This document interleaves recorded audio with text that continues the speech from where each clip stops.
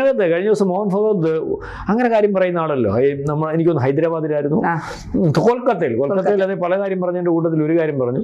ബംഗ്ലാദേശിലെ സ്ഥിതി അത്ര തൃപ്തികരമല്ല. അവിടുത്തെ ഈ ന്യൂനപക്ഷത്തോട് ഇപ്പം കാണിക്കുന്ന, അല്ലെങ്കിൽ ന്യൂനപക്ഷം വളരെ കാലം കൊണ്ട് അനുഭവിക്കുന്ന അതിന് ഹിന്ദുക്കൾ സംഘടിക്കേണ്ടി വരും.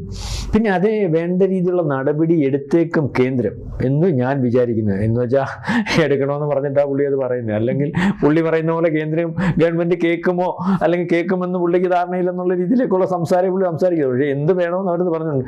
അതിനുശേഷം ഇല്ല പറയുന്ന പോലെ നമ്മൾ ഈ പടം മാറ്റിയിടുന്നത്, റീല് മാറ്റിയിടുന്ന പോലെ ബംഗ്ലാദേശിൽ അതുവരെ യൂനസ് ദൈവ അല്ലെങ്കിൽ മറ്റ് വിദ്യാർത്ഥി റിപ്പബ്ലിക് പാർട്ടി വിദ്യാർത്ഥി നേതാക്കന്മാർ ഇവരൊക്കെ ഏറ്റെടുത്തുകൊണ്ടിരുന്ന കലാപം ഏതാണ്ട് ഒരു 3-4 ദിവസം തൊട്ട് ഈ കലാപത്തിന്റെ രീതി അങ്ങ് മാറി. ഇപ്പം അവിടെ യൂനസിനെതിരെ ഉള്ള കലാപം, ഇന്ത്യക്ക് എതിരെയുള്ള കലാപമൊന്നുമില്ല, അല്ലെങ്കിൽ ഇന്ത്യക്കെതിരെ മുദ്രാവാക്യം വിളിക്കുന്നില്ല.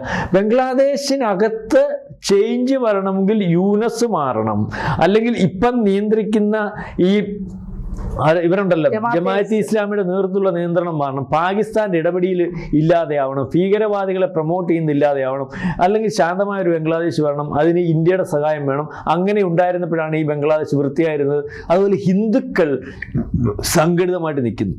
ഇത് ലോകത്തുള്ള ഈ വിഷയം ഈ മോഹൻ ഭഗവത് പറഞ്ഞതിന് ശേഷം ഐക്യരാഷ്ട്രസഭയിൽ പരാതി വരുന്നു. ലോകത്ത് ഹിന്ദുക്കളെല്ലാം ഈ ഒരു വിഷയത്തിനകത്ത് ഇടപെടുന്നു.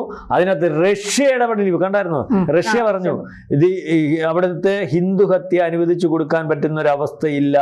71 നിങ്ങളെ ഉണ്ടാക്കിയെടുത്തത് ഇന്ത്യയാണ്, അതിന് ഞങ്ങളും ആവതോളം പണി ചെയ്തിട്ടുണ്ട്.